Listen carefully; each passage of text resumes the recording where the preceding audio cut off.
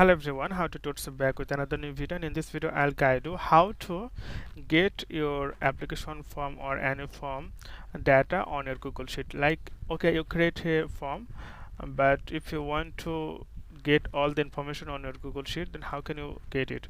So first of all, you have to create a form. So I just create a simple form, and then I want to get the data here. So you can see response, and then a link to sheet. Simply click here and create this one.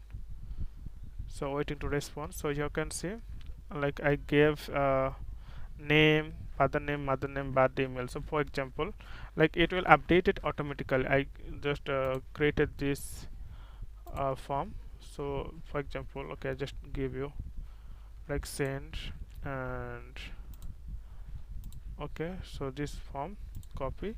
I'm just going to send someone. So okay, like for example, I'm just giving my name, and uh, like for example, I just give uh, dad, or mother name mom, or you have to give the birthday here.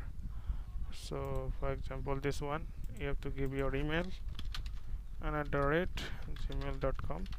So on someone, click the submit option. So application form has been submitted. So now if I go to, you can see, so response, like one response here.